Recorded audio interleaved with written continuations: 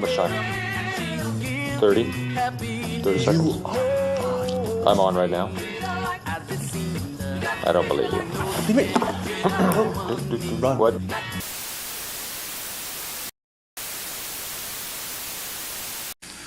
Simply stated, there is no doubt that Saddam Hussein now has weapons of mass destruction. There is no doubt that he is amassing them to use against our friends, against our allies, and against us. And there is no doubt that his aggressive regional ambitions will lead him into future confrontations with his neighbors, confrontations that will involve both the weapons he has today and the ones he will continue to develop with his oil wealth. Did you see that? Did you?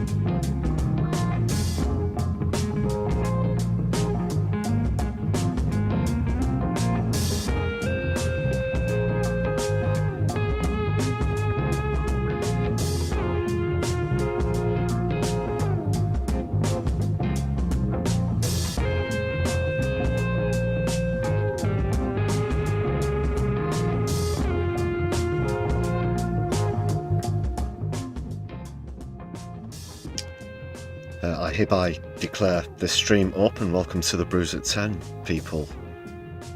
This is my left eye. I'm your host, Lefty. How are we brewing this evening? It's a Tuesday Brews Day. Good to see the chat's already pretty lively. Let's brew this thing.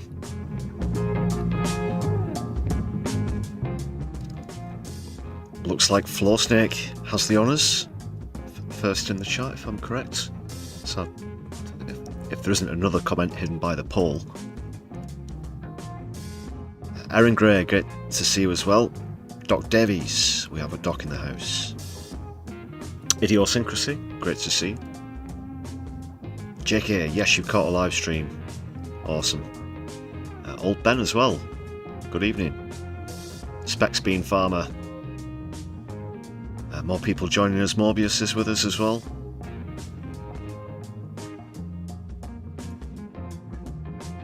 What an excellent audience already.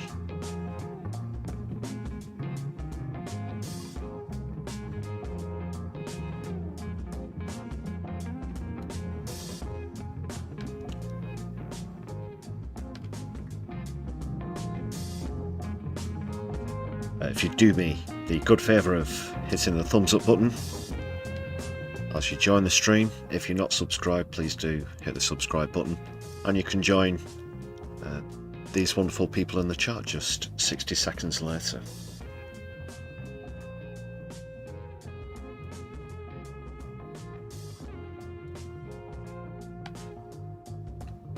And there's also a poll. We'll be going stateside this evening on tonight's stream. A very important day in politics in the United States of America. Very important mayoral election in the biggest city in the USA, New York.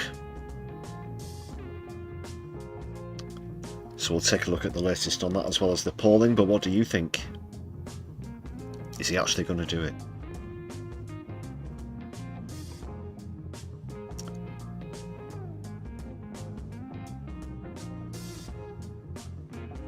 So it's Mamdani who won the Democratic candidacy, although the failed Democratic candidate is also standing as an independent, Cuomo. The Republican, so it's all, well, you say it's a three-horse race. We'll take a look at the polls later on, but please do let us know what you think. So far it's unanimous that he's going to get over the line. He's of course a socialist.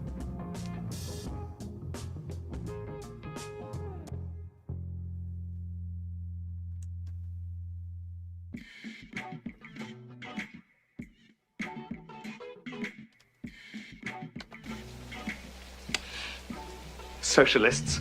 Oh my God.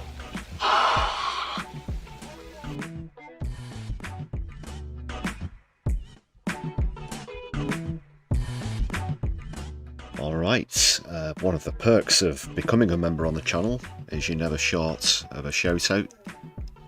This is the latest updated list. Thanks a lot to all the members for joining. Thanks to those of you who've gifted memberships recently as well as renewed your own. That's really important in getting us towards that target of 250, and we're currently at 121. So really do appreciate all of the support, whether you're new to the channel or you've been with us for a long time. Great to see the community expanding and more Brewdists being added to our little community. It's not a cult, it's not a religion. Thanks everybody. Other perks include early viewings and exclusive content. It's just 99p if you want to hit the join button and support that way. There's also super chats if you're watching live, super thanks if you're watching back later on, as well as a buy me a coffee page. Check out the link for that in the description of this stream or any other content on the channel.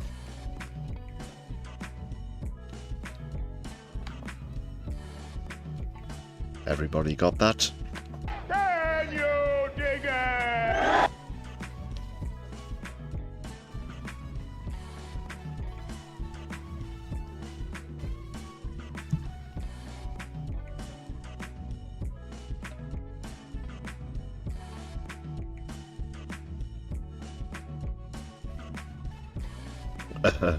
Okay, just have a quick skim through the chat.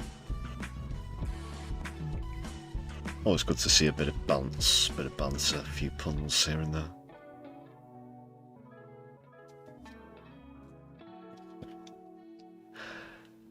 Alright people, so what's coming up? Well, Rachel Reeves's pre-budget statement, this sort of warning that she's given, getting her excuses in early, whatever you want to call it. We'll go through that. That'll be the bulk of the stream, an in-depth deep dive look at just how she does at trying to cover her tracks early on.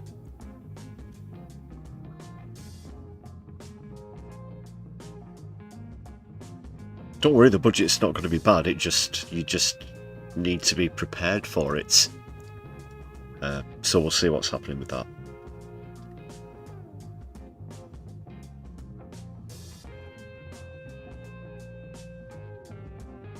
Also a story about JSO. I meant to get this onto the last stream. I think the stream on Sunday as well actually. But we were running late on time, so I'll be catching up with that. That's what we'll be kicking off with.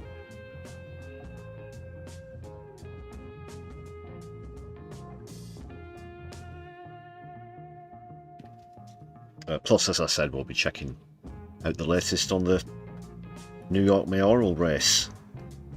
New York, some hours behind us here in the UK, of course. It's, what is it, 5 hours behind East Coast time.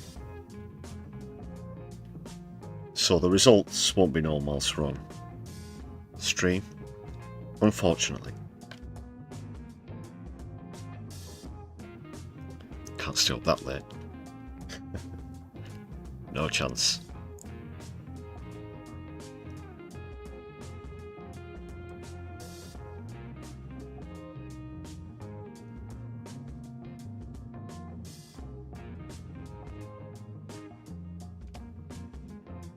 And we'll kick off even with a comedy clip.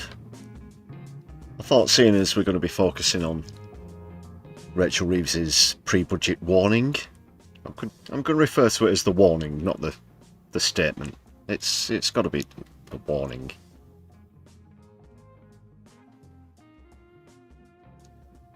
And we'll take a look at one of the early, or perhaps the first, I'm not sure, incarnation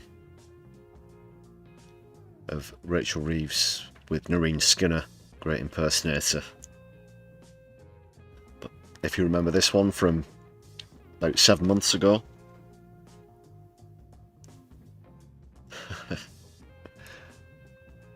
yeah, quality impressions.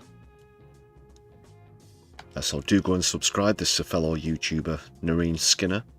That's Nerine with an E, 2 E's. Nerine Skinner. Do go and check out her page. Hello, it's me, Rachel Reeves, the Chancellor, I think. I've got all the charm of Gordon Brown and nearly half as popular. I'm just back from seeing Sabrina Carpenter, and since then I've been busy working because I've heard that the economy was a bit bad in January. So I've been busy crunching all the numbers. What do you think, Salamander?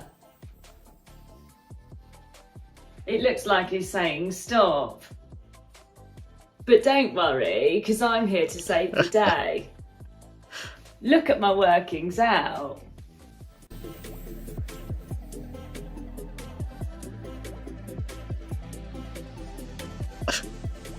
So, as you can see, the blip in the economy in January was nothing to do with us, but it was all Donald Trump. You try sticking to fiscal rules and the world run by Elon Musk and the Cookie Monster's orange grapey cousin. And before any of you start blabbing on, I just want to say that us Labour are nothing like the Tories. Yes, we're cutting benefits like the Tories. Yes, we're having to be soft on the non-doms like the Tories. Yes, we're cutting foreign aid like the Tories. But we always pull a very pained and constipated face when we have to do it. Keir is going to spend the next 4 years looking like a man trying to pass a ride-on lawnmower in an aeroplane toilet. So don't worry, things can only get better, but only after they get a hell of a lot worse. Isn't that right, Salamander? The country is safe with me. Anyway, I need to go now to do some expenses.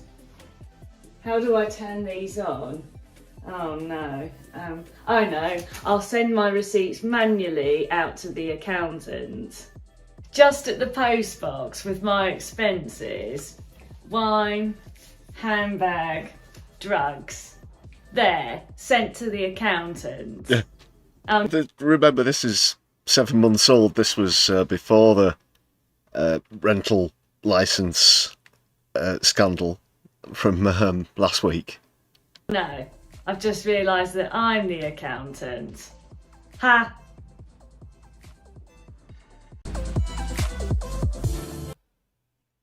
Spot on, bang on, Nerine Skinner.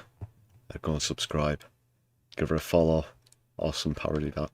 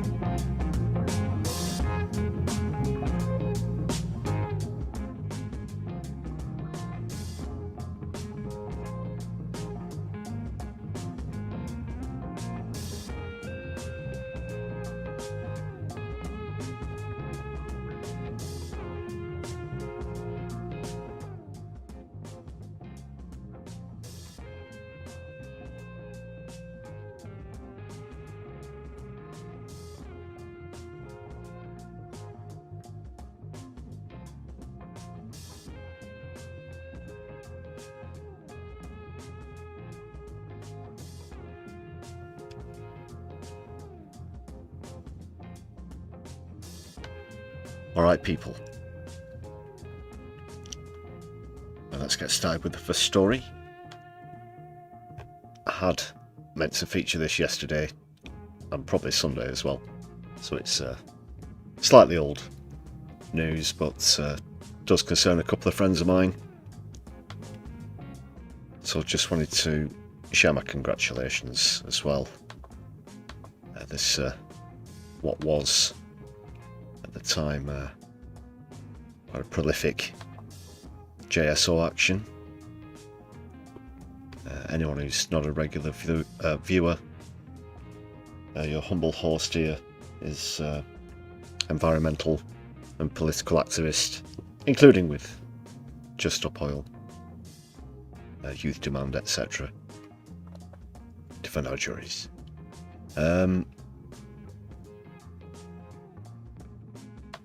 So it concerns, obviously, one of, if not the most well-known places in Britain, that is Stonehenge, and there was a spraying action. Don't worry, this stuff just washes off. A lot of uproar happened at the time, even though I wasn't personally involved in this action. It doesn't matter what happens, you tend to find you personally get asked a lot, and I remember this one coming up. I'd like to know your thoughts about it if you remember what happened, but we'll just refresh our memories first of all about this action at Stonehenge.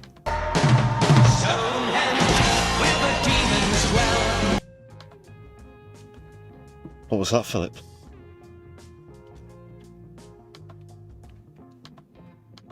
Let's just move on anyway. So yes, like I said, this case was a few days ago, and 3 people took part in the spraying. Rajan Naidu, Oxford University student, Neve Lynch and Luke Watson were acquitted following a 10-day trial, quite a lengthy one that one, at Salisbury Crown Court. They denied all charges of damaging an ancient protected monument and causing a public nuisance after targeting Stonehenge as part of an ongoing fossil fuel protest by the Direct Action Group. That's great news. Yeah, if any of you are watching, well done. Really proud of you. That is the right decision. Fortunately, they were granted a trial by jury. I myself have actually carried out a spraying action and was convicted, but that was a trial by judge, not jury.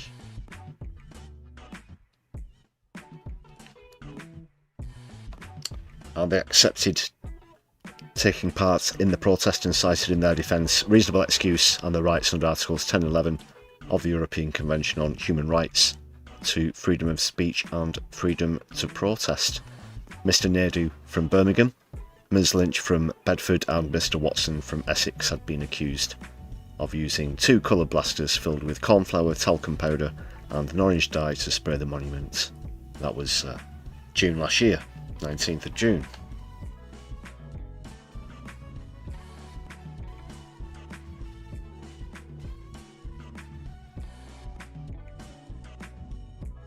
There you see Neve on the right, on the left, sorry. Don't get your left and your right mixed up. Well, that's my career over. Neve on the left and Rajan on the right. Anyone who's seen recent footage at the DOJ protests, our recent footage, that is, if you want to check it out, you might have spotted Rajan at the Defend Our Juries protests as well. Great guy. And as I said, fellow JSO protester as well, obviously.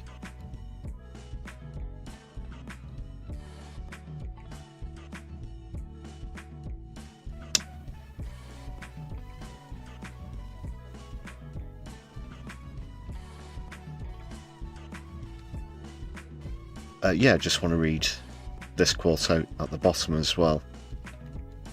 If individuals disagree with what our government is doing on certain matters, they are entitled to protest about the government's actions or inactions. There are times when protecting the right to freedom of speech and freedom to protest can mean that activity that would otherwise be unlawful would be regarded as lawful by the court to protest those rights. That's absolutely correct. And when you've tried all of the normal avenues, you've been on marches, you've written to MPs, so on and so forth, held placards, that is, legal placards, sometimes you're left with no choice. And we're coming up to the next COP summit, and if they actually worked, then we wouldn't have needed what we all know, 28, 29, almost 30 of them, which displays the inaction of our government, who are still behind on legal commitments made at the Paris Climate Summit, which was, let me think, way back, well, it was back in 14, I think.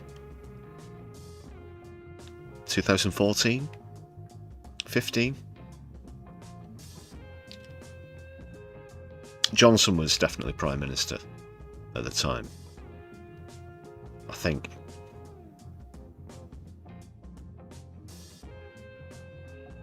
Anyway, they don't work, these summits, and that is why non-violent direct action is required. So, really pleased with that verdict. A sensible jury there.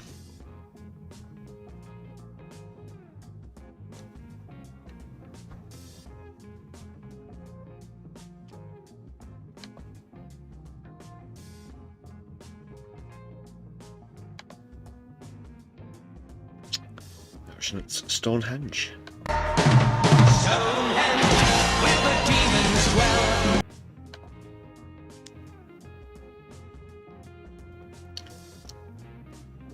That insert goes out to everybody wearing headphones. If you can still hear me, or anything else for that matter.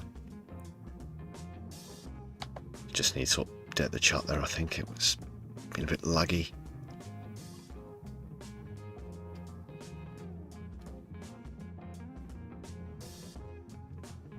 Yeah, unfortunately, as we get towards the end of the year now, this has been one of the worst years for the climate crisis. We're confirmed to have reached various tipping points, which are irreversible, by the way. No matter, literally, if the whole world produced zero CO2 from tomorrow onwards, they would still be inevitable. Yes, we've messed things up. That much. Action really is needed. Where the UK is concerned, I really don't have any faith in Keir Starmer to put this issue, it's beyond an issue, it's a crisis. We're talking existential stuff here, people. But it is not nearly as paramount in Keir Starmer's remit as it should be.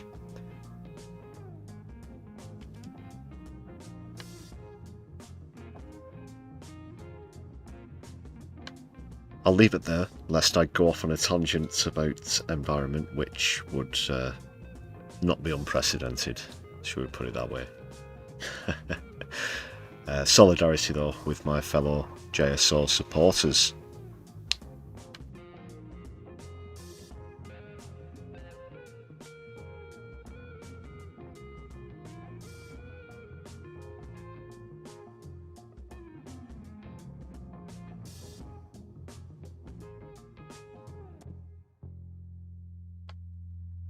Moving on.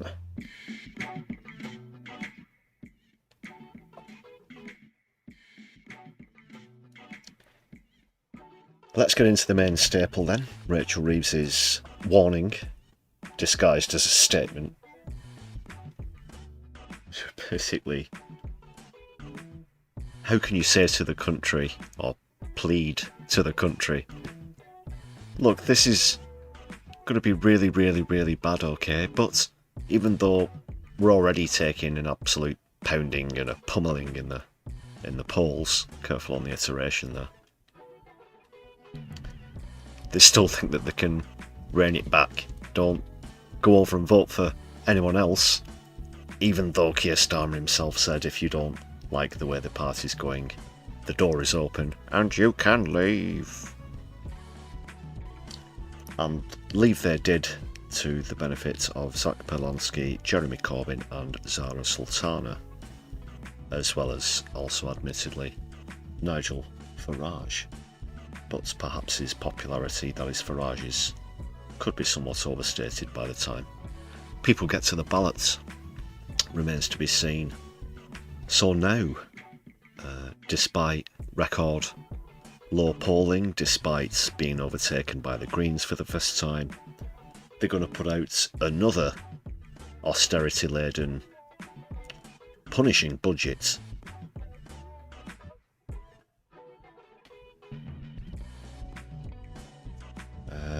And as much as you might want to appeal to the nation, I don't think that's going to do their image or their favourability any good whatsoever. Oh, it's okay, everybody. Rachel Reeves has got this one.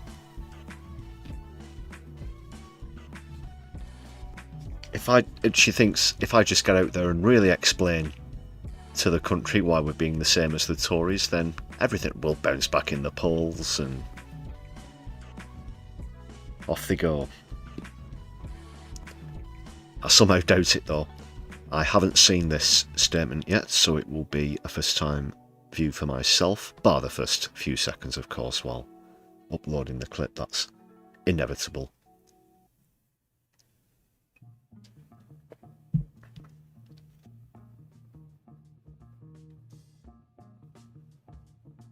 Aaron Gray, tarmac the country, that would be a very simplistic outcome. However, not sure about, first of all, the logistics of that as well as the environmental impacts, however. Who knows?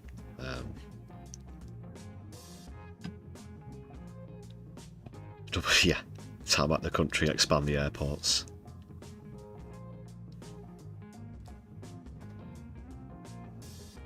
That's how we beat climate change. We get there first, you see. Ha-ha! Climate change can't destroy its preemptive scorched earth policy. Take that, fate. I see the logic there. Back to this budget business bollocks.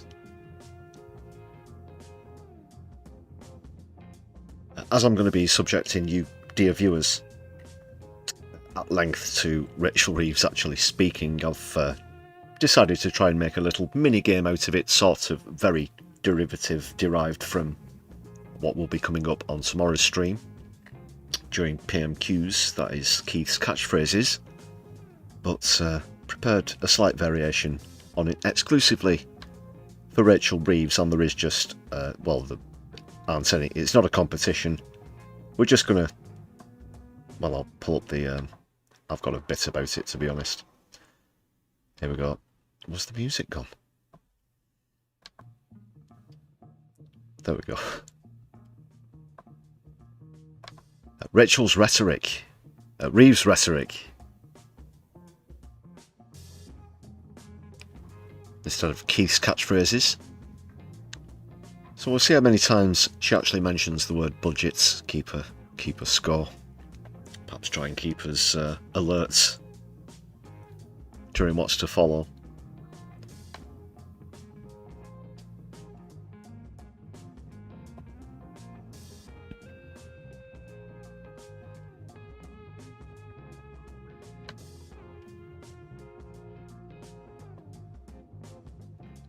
I think she's probably also going to be going for the world record for how long you can jump through a hoop,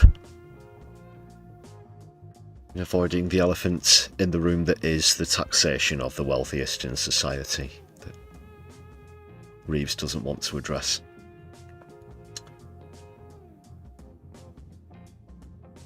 So I asked people, similar to Keith's catchphrases, well, that's going to be the logo there.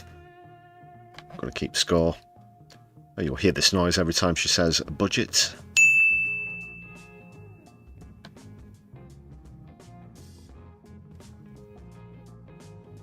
And let's get to it.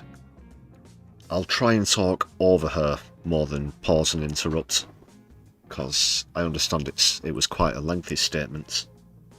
So for brevity, we'll see. But if you do happen to notice she says budget whilst I'm talking, do let me know in the chat.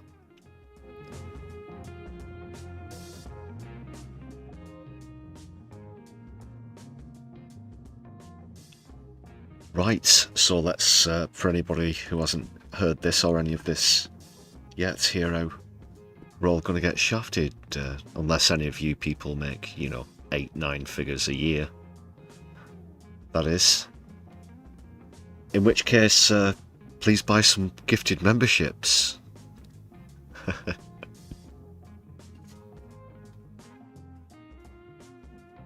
Statistically, some of our subscribers should be billionaires. Statistically, I think. But this isn't that kind of channel. We certainly get a few Tories in the comments and whatnot, but yeah, a few thousand gifted memberships wouldn't go amiss if any billionaires are watching. Thank you very much. This is a socialist channel. Let's get going.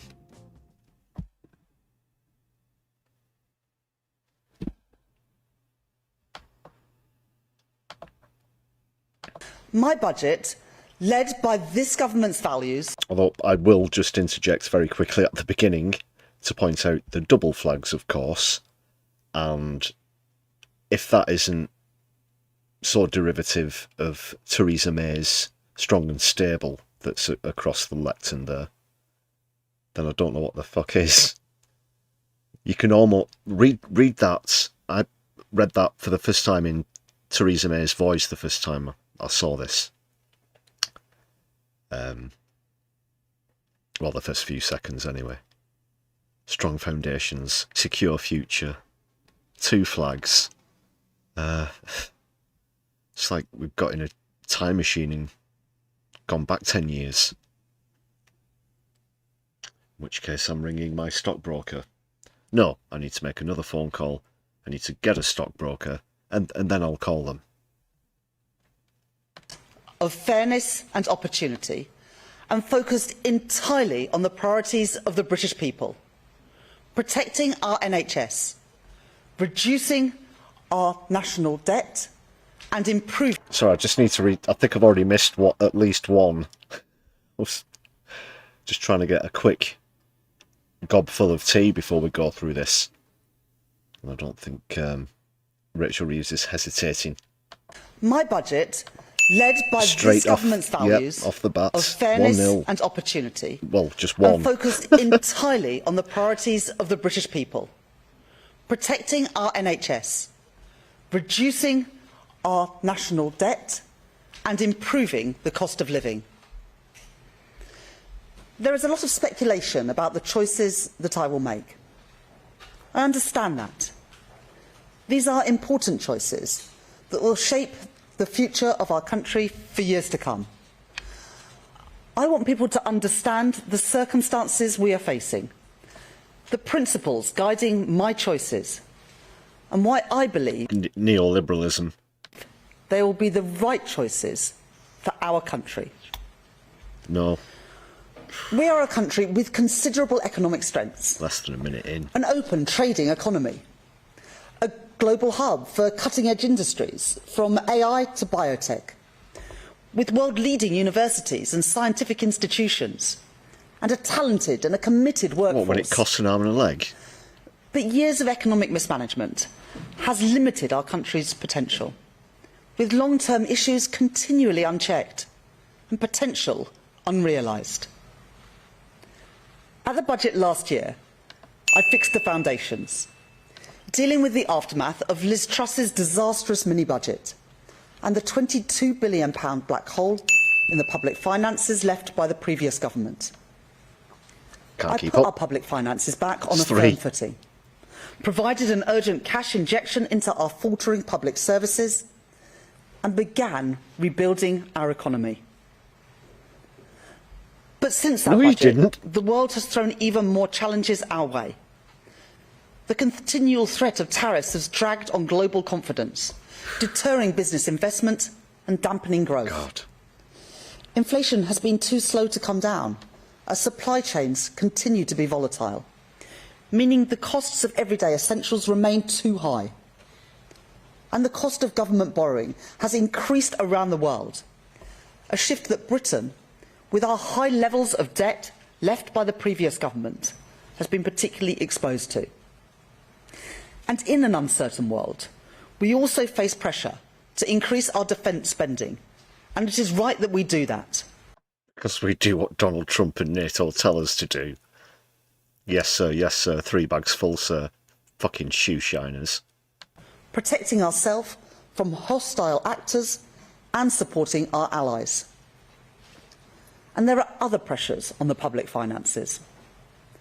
The Prime Minister, the Secretary of Work and Pensions, and this whole government are committed to reforming our welfare state, so that it is not a system that counts the costs of failure, but one that invests in success and protects those who need it most.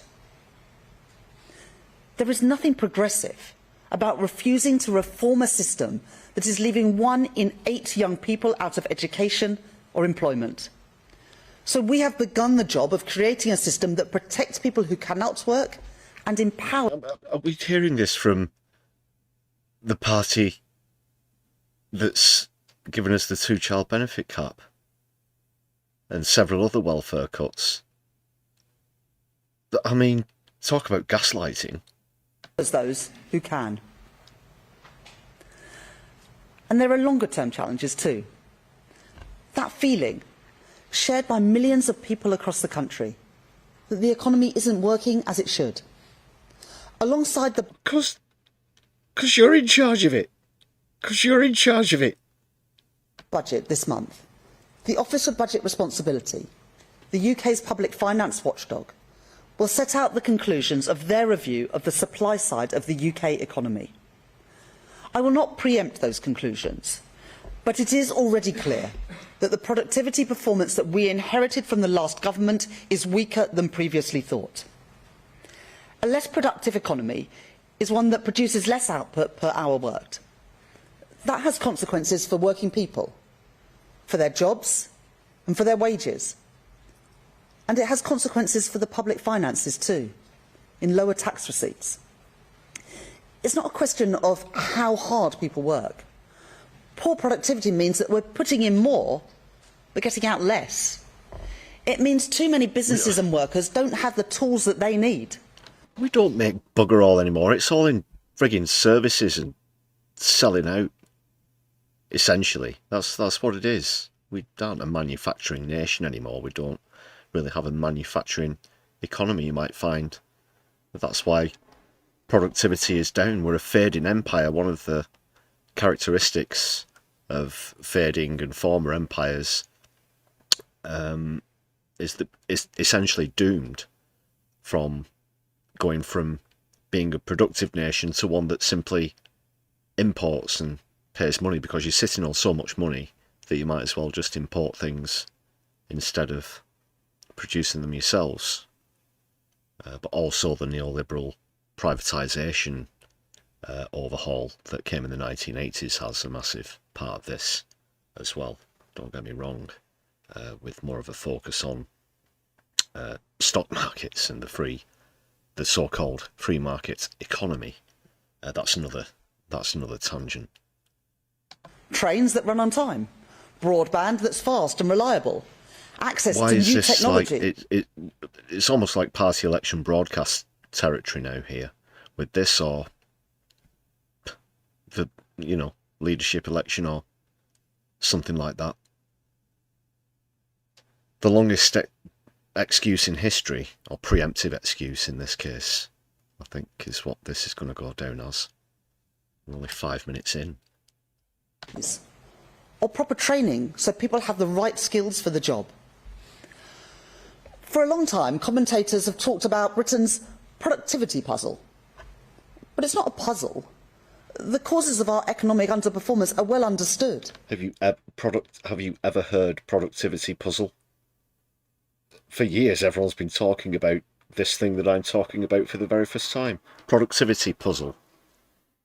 No, I can't say that that's a phrase I've even heard the likes of Nick Robinson on the BBC or whoever bandying about, you know, the usual culprits for going along with new rhetoric, new lingo. The chronic stop-go cycle of public investment has left us with roads full of potholes, high energy prices and unstable conditions for vital business investment in skills and technology. And long-term failure to invest in our regions has built growth on a narrow base, with some parts of the country forging ahead while others fall behind. She doesn't know that she's Chancellor of the Exchequer, it appears. The previous governments have not adequately Who could be responsible for to this? These challenges. Too often, political convenience has been prioritised over economic imperative. The decision to pursue a policy of austerity after the financial crisis dealt a hammer blow to our economy, gutting our public services and severing the flows of investment that... Hi, Nina Sadie. Good to see you. We're here at the attempt for the world record in lack of self-awareness coming from the Chancellor of the Exchequer, Rachel Reeves, who's for the last 5 minutes or so been describing what she's continued to do, as the Tories did before her, and in some sort of wonderment as to the state of the economy and the country. And she's putting up a pretty good bid for the world record so far. Who could it be, Rachel? Who could it be that's led the country to this over the last 15 months at least? Yes, I'll give you the fact that it's been going on for a decade and a half, over a decade and a half now. But the last 15 months have been on your watch. And whilst things don't turn around immediately, we know that, I will concede that as well, we would at least see indications now, and we would at least know that you were acting differently from the Tories. Excuse me. No mention of taxing the super wealthy so far. Let's see. Would have put our country on a path to recovery. The years that followed were characterised by instability and indecision, with crucial capital investment continually sacrificed and hard decisions put off again and again. And then a rushed and ill-conceived Brexit that brought further disruption, as businesses trying to trade were faced with extra costs and extra paperwork. All this meant that when the pandemic arrived, our country was underprepared. Our public services weakened and...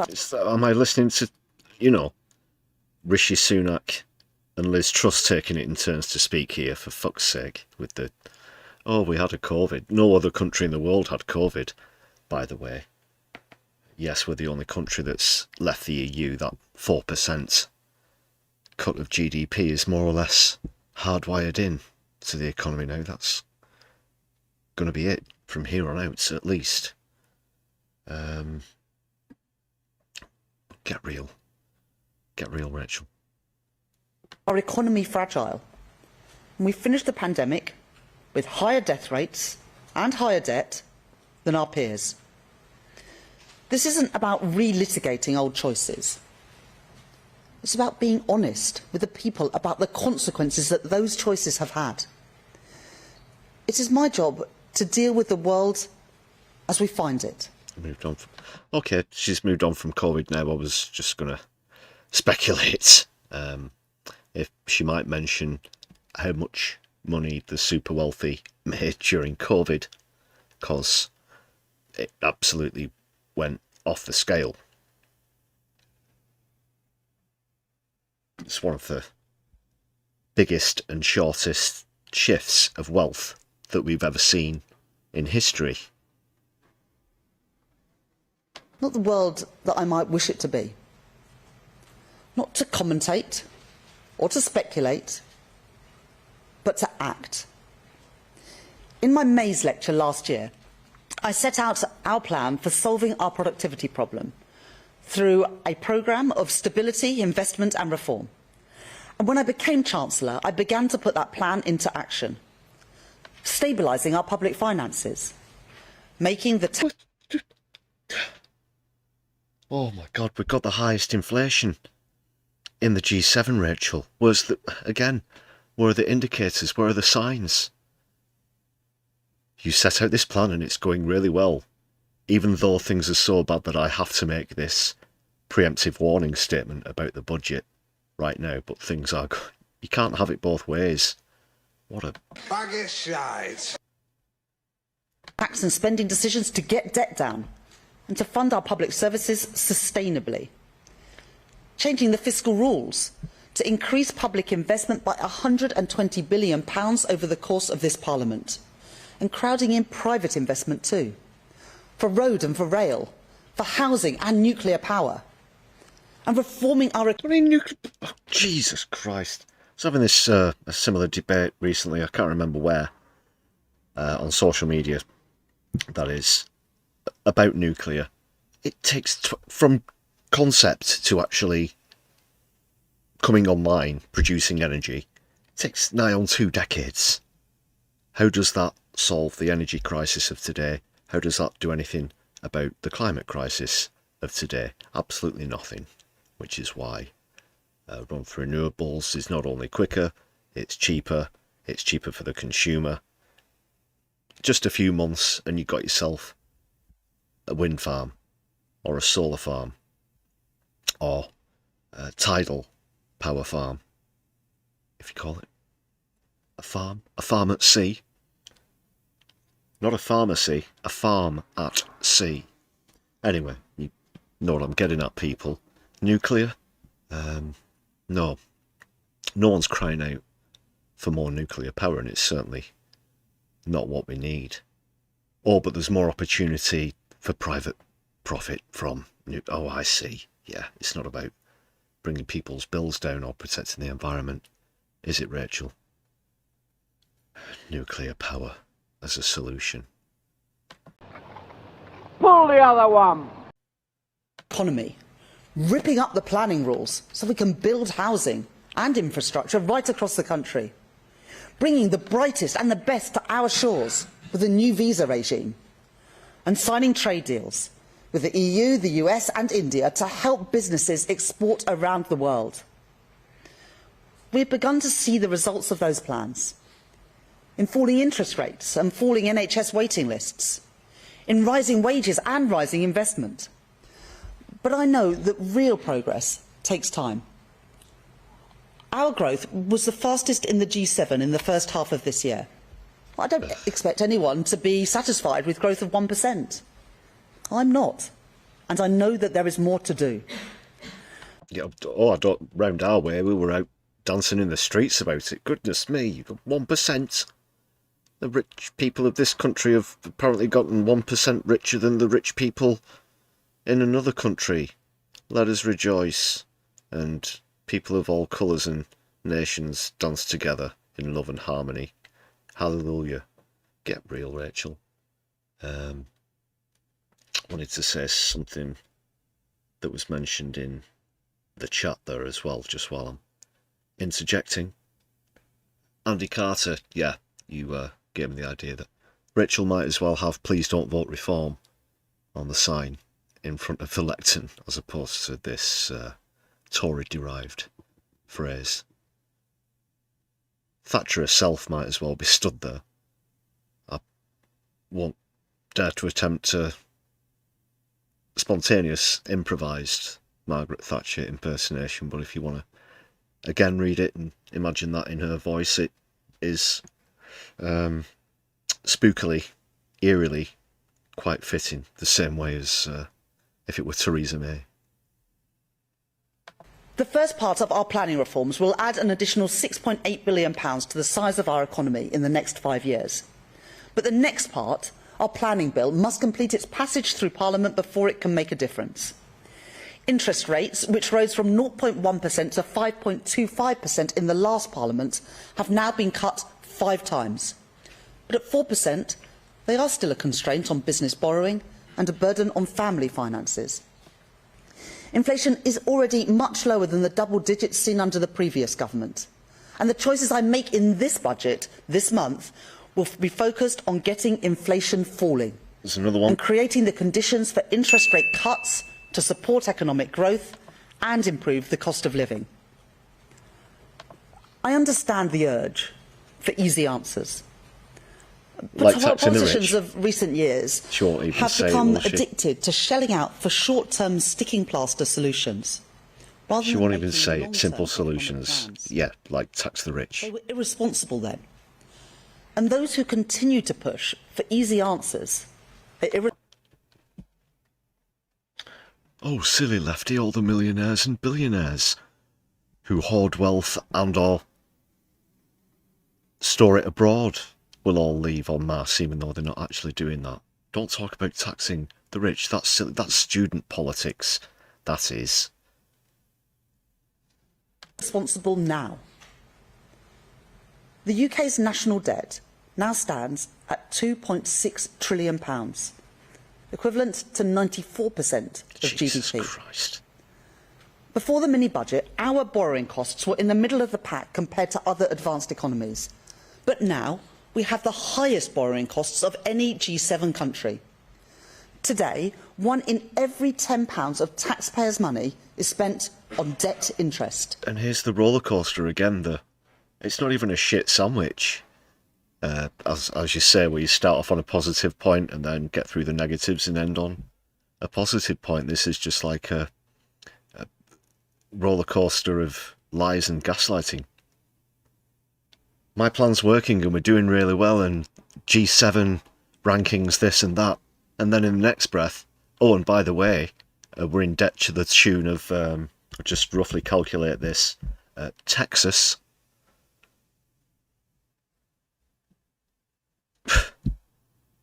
Which way is it going, up or down? Confidence, and then saying, oh, no, but this is why we're going to be absolutely skinning you all alive, you poor people, in the upcoming budget. Not paying that debt down, but just paying the interest to our creditors. At the budget last year, I changed the fiscal rules to strike a careful balance, to invest more in capital alongside a credible plan to grow our economy and bring debt down within this Parliament. That was the right decision to break the cycle of low productivity and low growth. But that additional investment can only be delivered because markets know my commitment to the fiscal rules is ironclad. Some people say that we should just sidestep those rules, that we can borrow more without consequence by simply reclassifying areas like defence or education. Thanks, Andy. But no accounting trick can change the basic fact that government debt is sold on financial markets. There are limits on the price that banks, hedge funds and pension funds are willing to pay for our debt. And we are competing constantly with other countries also selling debt. The more that we try to sell, the more it will cost us. It is important that everyone, the public and politicians, understand that reality. The less we spend on debt interest, the more we can spend on the priorities of working people.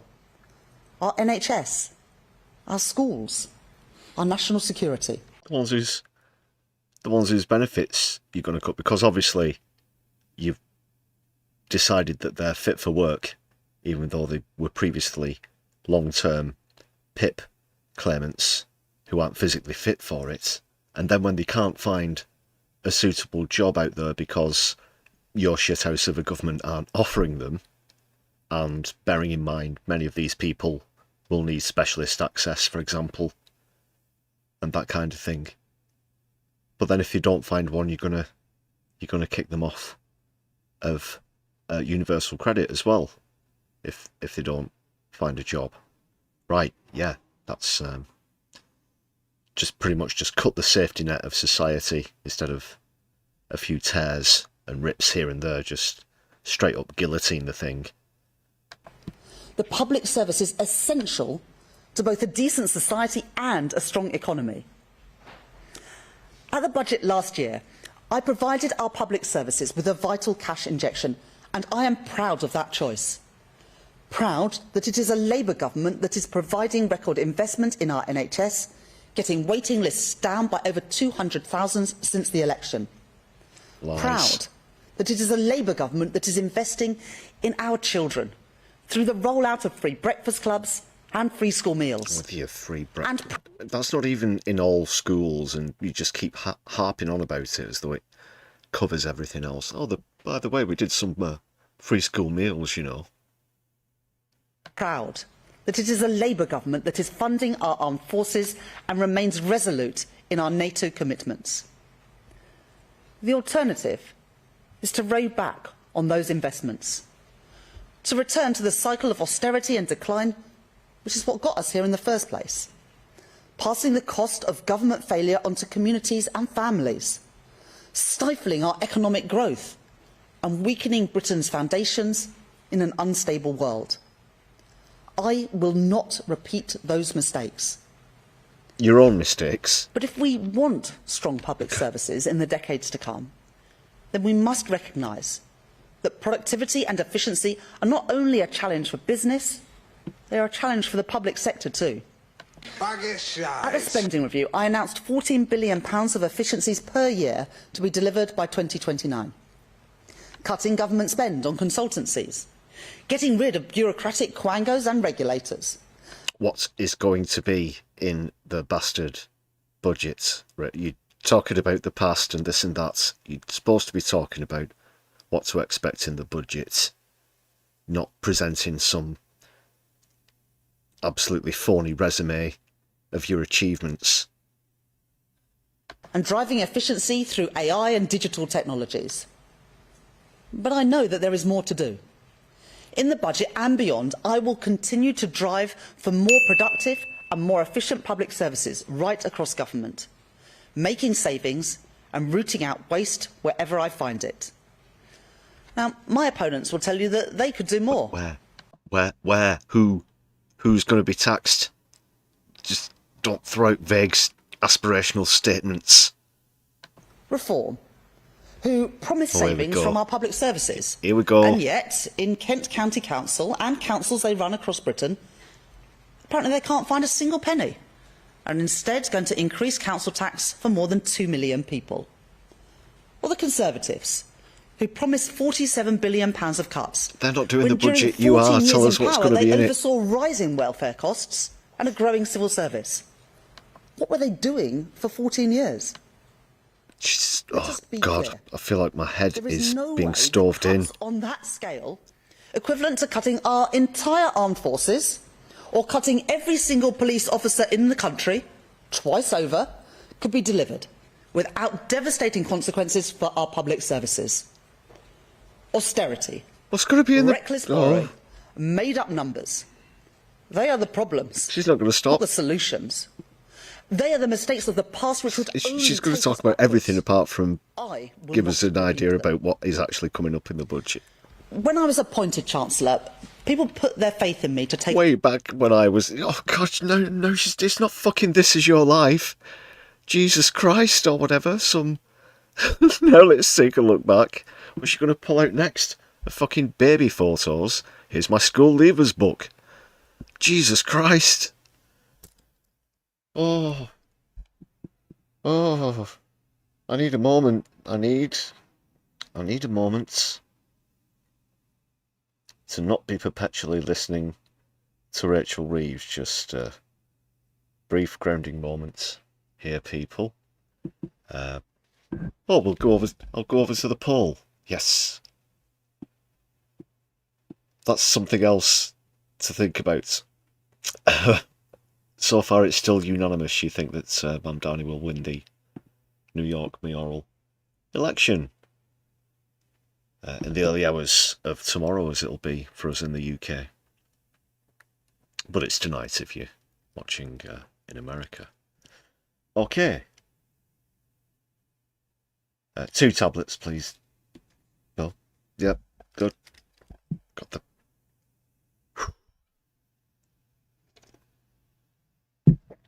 Come on, brew chat Jaws here. We can do this together, people. Continue. I can take it. I've had worse. Damn right! Our country forward. Not to be swayed by political convenience. Not to always do what is popular, but to do what is right.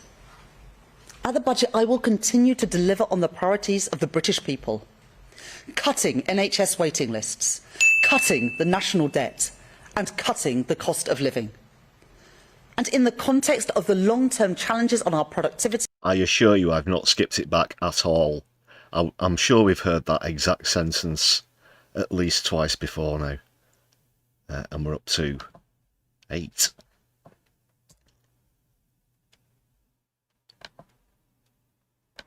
And heightened global uncertainty, any Chancellor of any party would be standing here today facing the choices that I face.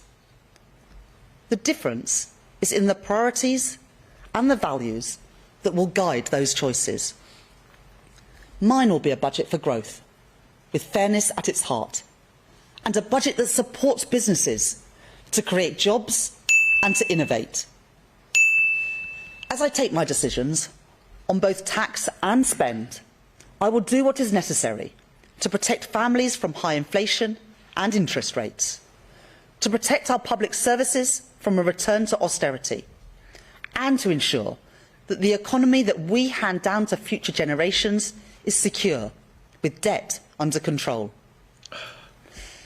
If we are to build the future of Britain together, we will all have to contribute to that effort. Each of us must do our bit for the security of our... Billionaires are part of everyone. And so are you, Rachel. I asked the question earlier on social media if you'll be contributing the 3,200 that you're making from renting out your property that you forgot to get a licence for. Oopsie. Conveniently forgot. Even though you were told by several bodies that you needed one and reminded. Shill. Country and the brightness of its future. There is a reward for getting these decisions right. To build more resilient public finances with the headroom to withstand global turbulence. Giving business the confidence to invest and leaving government freer to act when the situation calls for it. To continue to invest in our infrastructure and our industry to build a stronger economy. Just say anything, just one thing. A penny on a pint of beer. For example, I'll talk about income tax, talk about national insurance, and whether that's for low earners, median earners, high earners, this sort of thing, Rachel.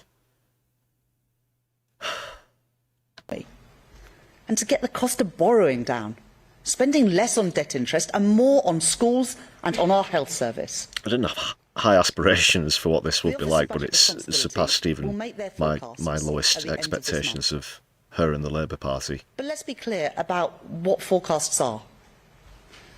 They're not visions of the future. They are a look in the rearview mirror. The OBR rightly make their predictions based on the data that has gone before.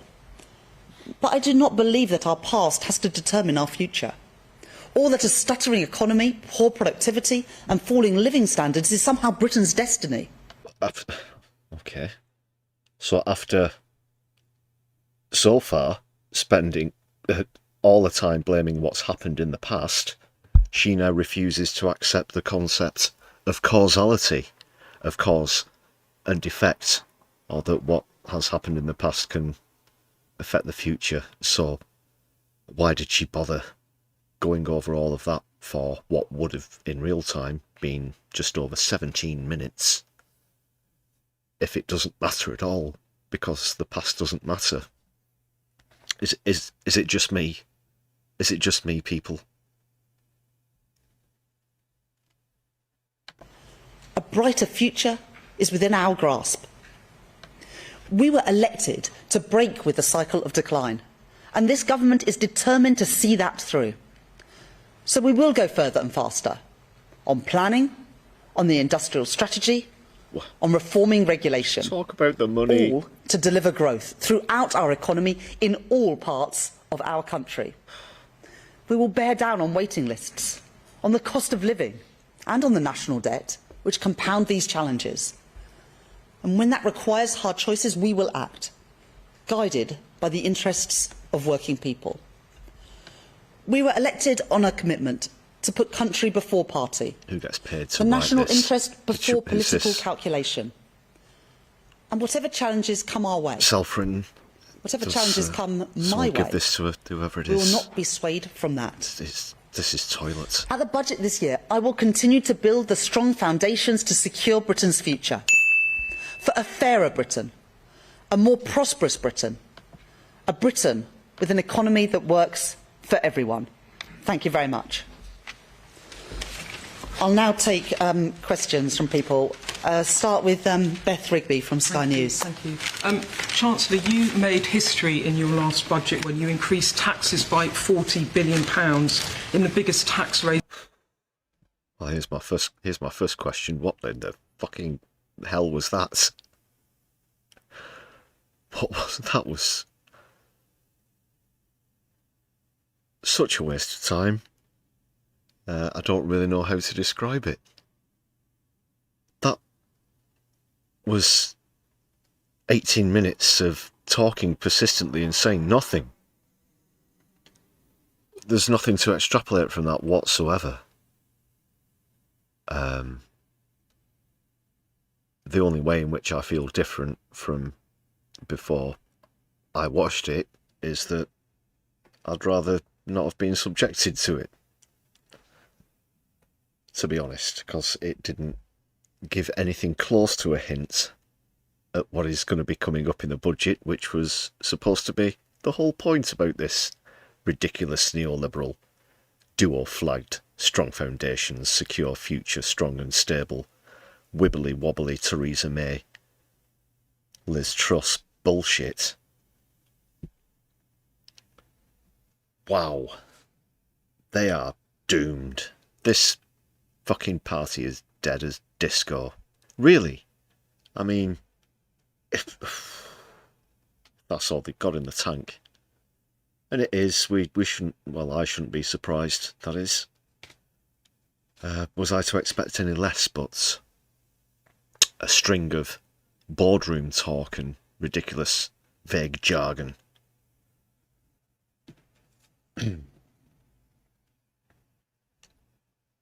Sorry, a bit of a chesty cough today if the vocals are coming across a bit raspy.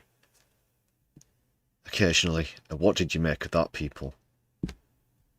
For what it's worth, I counted 11 mentions of the word budget, as entertaining as that might be. It doesn't really balance out. I felt, you know, that was mentally very challenging.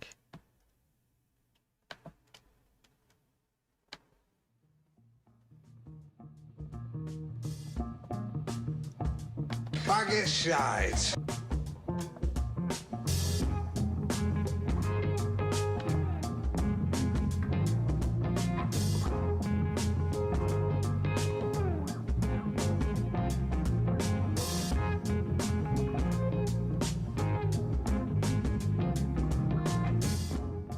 Okay, let's be rid of the score.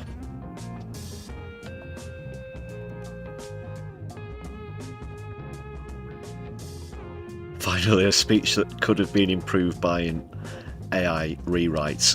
Good point there, Nina Sadie. Yeah, there is some AI slop out there, but nothing nearly as sloppy as that statement warning. We all just got buttered up, people, in the most robotic fashion.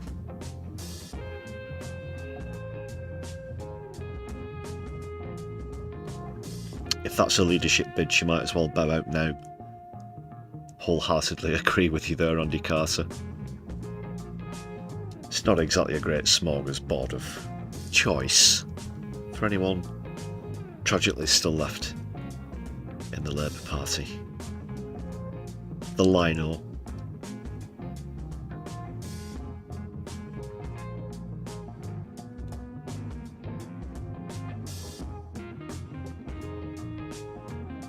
Effie Wells and Stu also joined us in the chat whilst we were subjecting ourselves to that.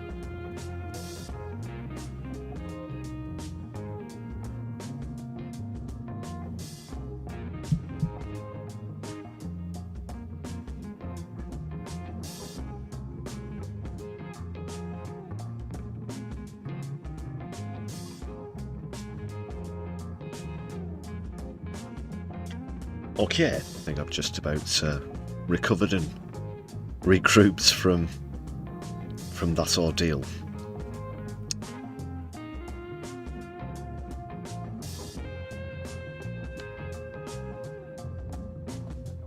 Which is truly terrible.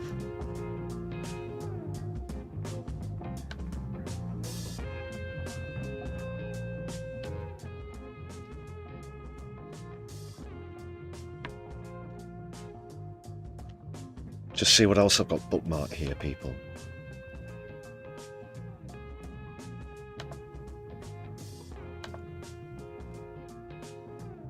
Oh, of course, almost forgot.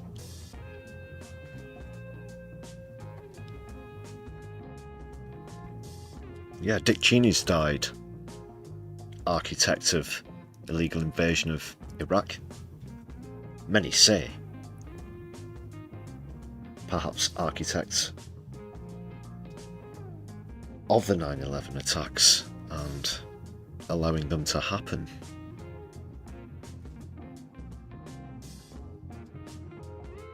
Dick by name, Dick by nature. So of course this was under the George W. Bush administration.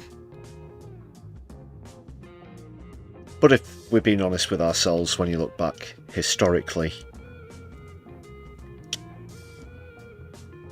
it's quite easy to make the argument that Dick Cheney, along with Donald Rumsfeld, were actually pulling the strings.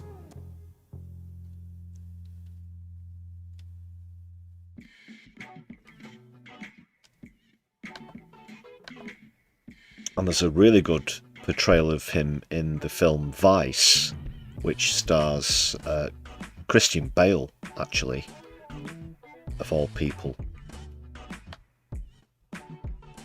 as Dick Cheney, and it is an incredible likeness, and he did actually put on a lot of weight to fit the role.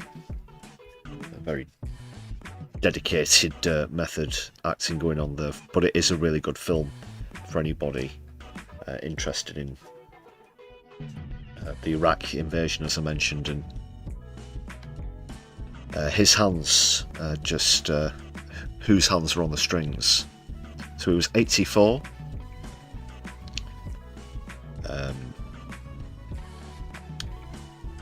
This piece of crap served as, God, he was that old, yeah, Gerald Ford's White House Chief of Staff in the 1970s.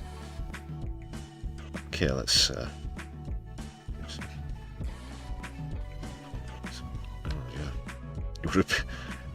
It would have been in his 30s even back then. George H.W. Bush, that's George Bush Sr. Herbert Walker Bush, that is. Made him Defense Secretary during the First Gulf War and the United States invasion of Panama. In 2001, Cheney became one of the most powerful vice presidents in history. Let's turn the music down a little. Sorry if you can hear traffic in the background. I've got the window open this evening. Stop things overheating. Alright, he was a key architect of 9/11. Oh, sorry, I read that wrong there. Oh, goodness me. He was a key architect of George W. Bush's so-called War on Terror after the 9/11 terrorist attack. Sorry, I accidentally said that he was a key architect of 9/11, didn't I? Sorry for accidentally saying that. Dick by name, Dick by nature, the newly deceased Dick Cheney was a key architect of 9/11. What he'd actually said was that he was a key architect of President George W. Bush's war on terror after the 9/11 attacks, to clear that up. For anybody who thought that I said that he was a key architect of the 9/11 terror attacks. No, you said Israel. I didn't say... No, you said it.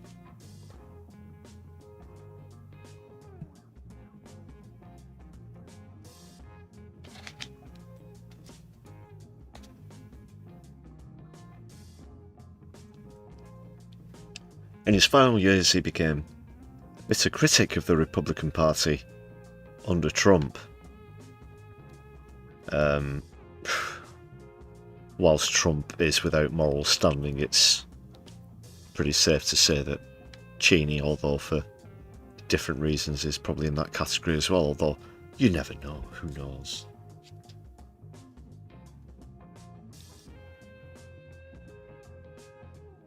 Born in Nebraska, 1941.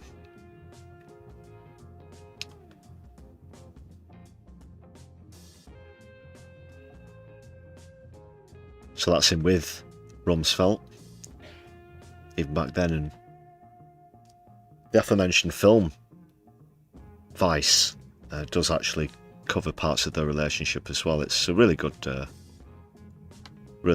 political biopic.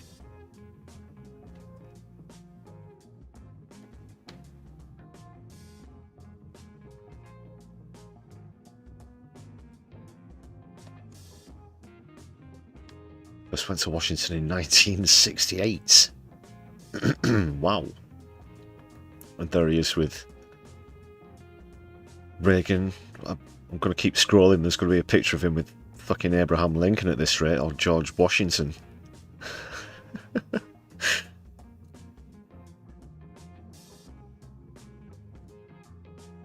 No, I jest. 84 is quite old, but not being ageist. He still was a piece of crap, though. Let's just update the on-screen chat. Thanks for the heads up there about it freezing. Yeah, so just wanted to mention that. Dick by name, Dick by nature, Cheney is dead. You didn't hear it here first on my left eye. Again, apologies for that mistake earlier where I accidentally said incorrectly he's the architect of 9/11.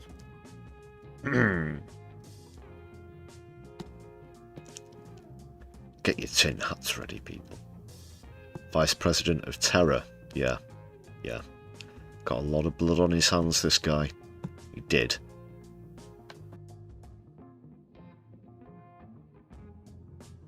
Get the fuck out of here.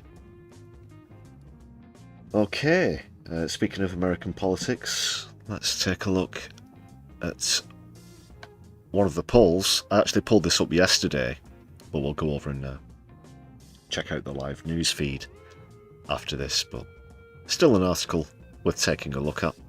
So far, it's unanimous in the poll here on the stream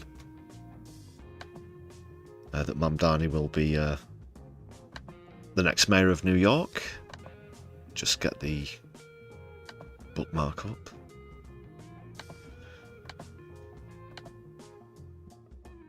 Yeah, this would be incredible. This would be awesome. But just what do the polls say?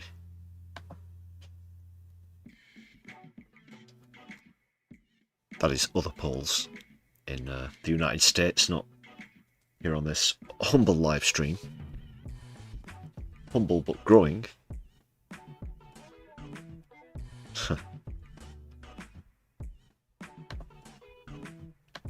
It's from an Al Jazeera article. I'll just click all of the cookie crap and all that shite.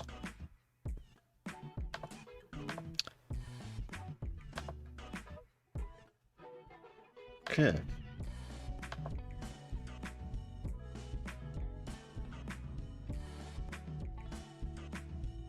Well, it's pretty clear. He's ahead. Considerably. as you can see there, around 10%. Perhaps a little bit more than that. According to this poll, Cuomo in second, Sliwa in third. That's the Republican. Of course, this is New York, notoriously Democratic state that is backing the Democrat Party. Blue no matter who. Well, apparently a few Democrats now have got cold feet and wouldn't confirm that they're actually going to vote for him.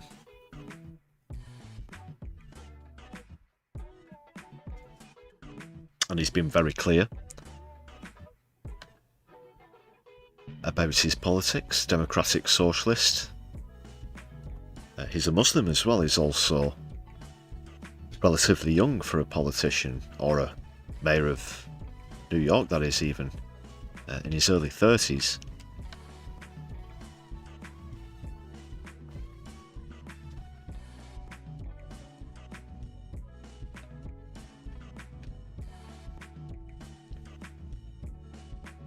Over 700,000 early votes were cast over the last 10 days now. More than quadruple the total for the last mayoral elections back in 21. 46.1% is the official average poll lead. That's pretty significant.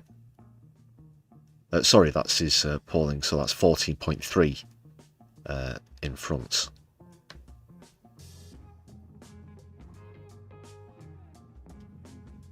But late on Monday, Cuomo received endorsements from Trump and Elon Musk. So, just to put the final nails in the coffin, this is New York we're talking about. I've never been to New York myself, but I dare say that I know enough about New Yorkers and American politics combined to say that that won't exactly encourage your average New Yorker to get out and back Cuomo.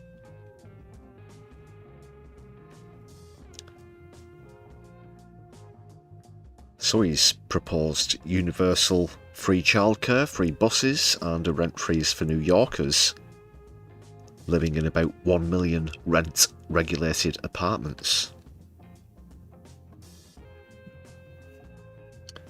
New York holds mayoral elections every 4 years with a 2-term limit for any individual. The current mayor, Democrat Eric Adams, who's been in office since January 22, withdrew his candidacy earlier in the year following several controversial, most notably his federal criminal indictment on bribery and conspiracy charges, which was ultimately dismissed by a judge in April.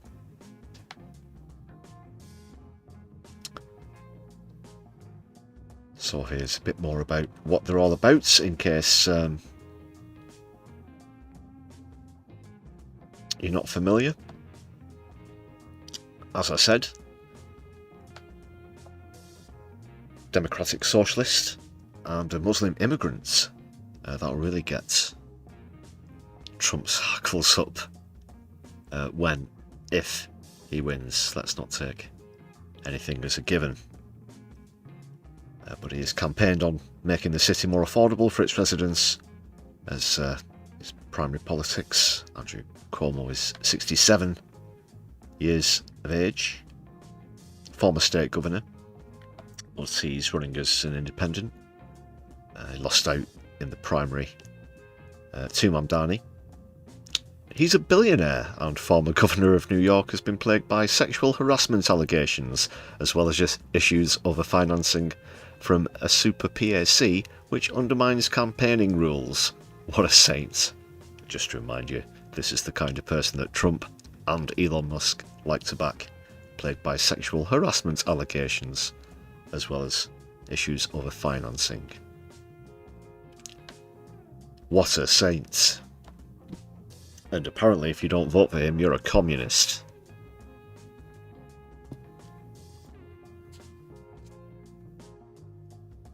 For what it's worth, Curtis Sliwa is 71. Hosted a major radio program in New York and entered the 2021 and 2025 races as well. His platform emphasises crime reduction, public safety initiatives and animal welfare causes, which is kind of strange. So arguably a better CV than Andrew Cuomo there. No, for example, accusations of sexual harassment.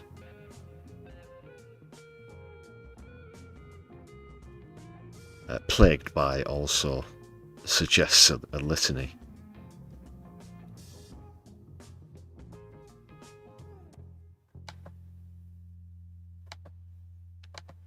Just going to see if there's anything developing on the live feed for this, because apparently it's been a big turnout early on. That's what the word on the street was. A short time before I came on to the stream with you.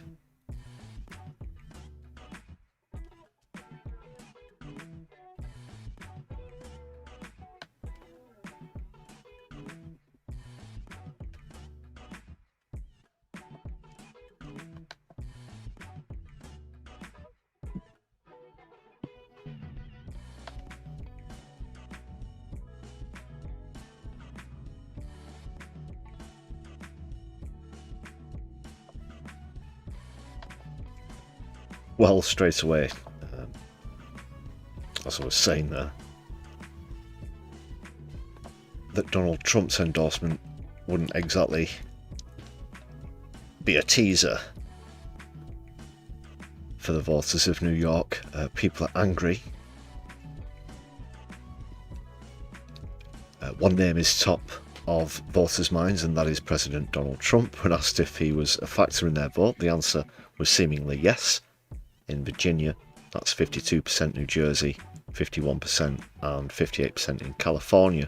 59% of of people responded that Trump was not a factor in New York. 40% angry in New Jersey.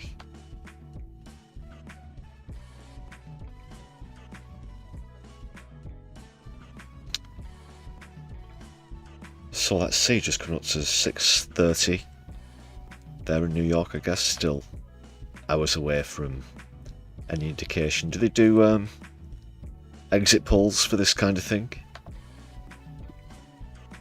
I'm not exactly sure 100%, but if we have any viewers from the States watching live, do let us know.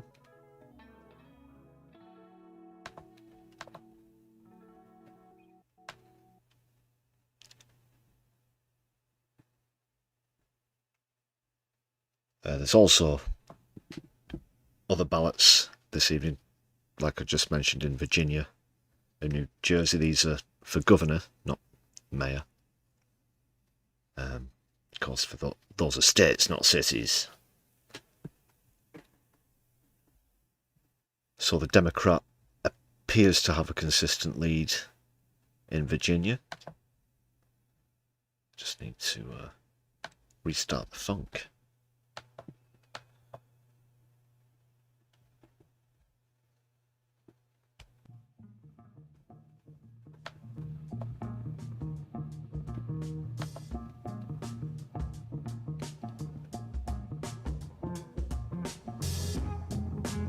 So Virginia apparently has this reputation for voting against who becomes president, with the only exception being in 2013. New Jersey are deciding between Democrat Mickey Sherrill and Republican Jack Chiatarelli to be their governor.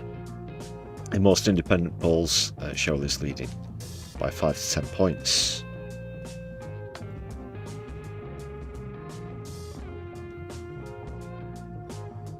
Is that a traditional thing or just a coincidence that Virginia voting against the current president?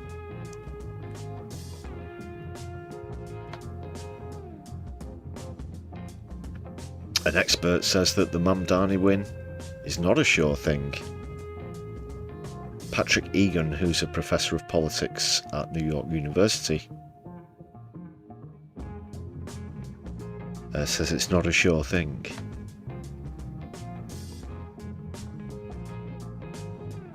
Well,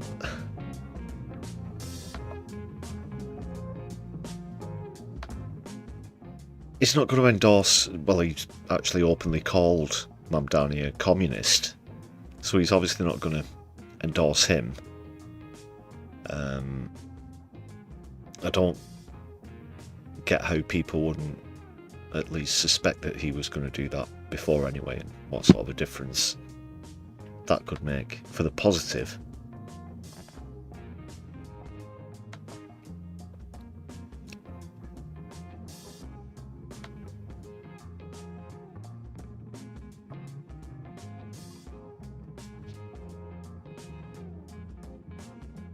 So the New York polls close at 2 AM UK time, Greenwich Mean Time. But we'll find out the results tomorrow.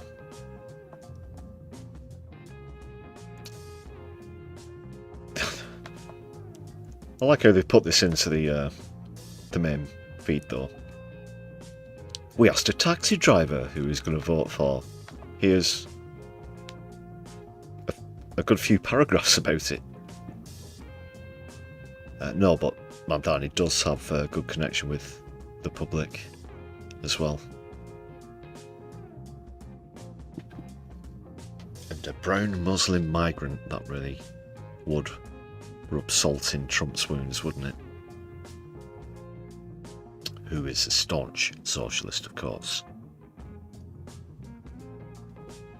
Because that's what it's all about, people. That's what it should be about when voting, not people's colour, gender, sexual preference. It's policies that count.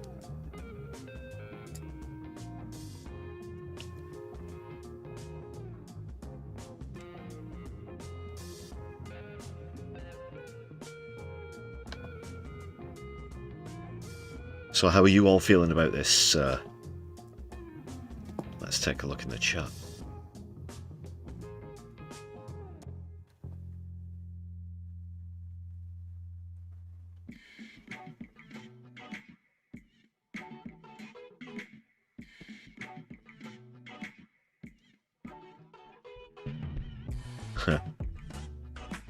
He's already promised to refund New York City if Zoran Mamdani wins.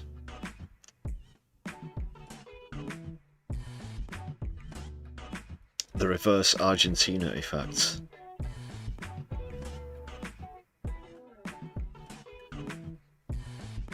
JK, you saw a poll that 43% of Americans still support Trump. Really? That is crazy.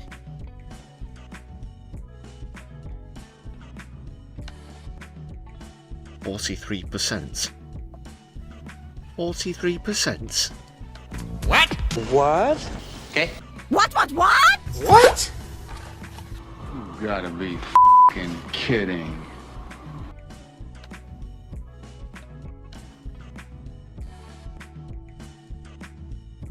Incredible.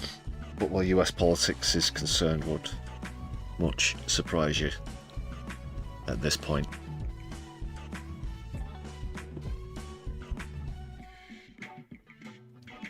I'm not sure I'd be too surprised. Anyway, people, it's time for another shout out to all of the members on the channel.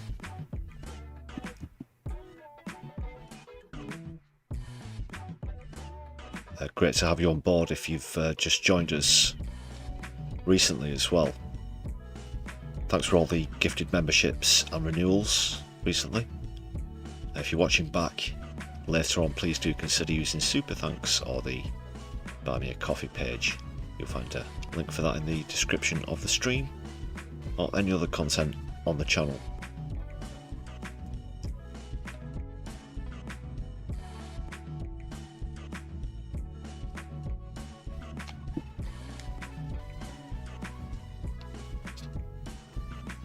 And please just double check that you've hit thumbs up if you're watching live, please, everybody.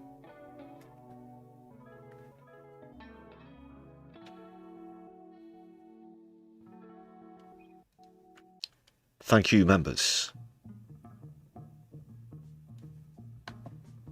Brewchachos.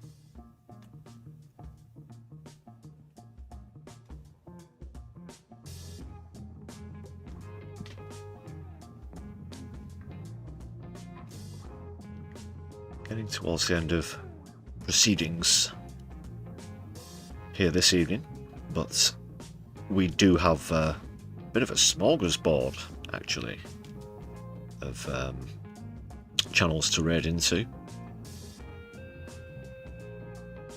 Given that we got a raid from No Justice on last night's stream, I shall respond in kind. You'll probably be getting bonus Kevin Logan for that as well. So if you're not familiar with them, do check both channels out at No Justice MTG. And Kevin Logan's tag is at Ploppy111, I believe. So I'm going to lock that in now.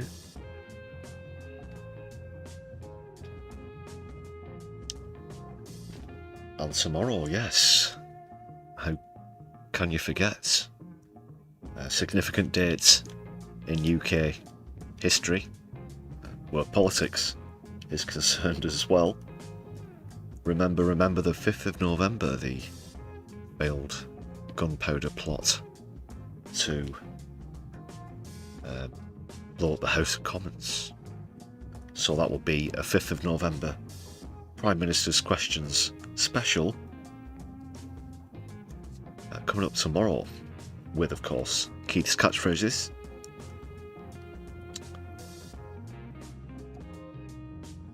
Yep, and the second game in the new league format, so I'll hope to see you all there. I look forward to that. I'll join you over at No Justice for a bit as well, so don't forget to hit thumbs up and give us a shout out when we get over there.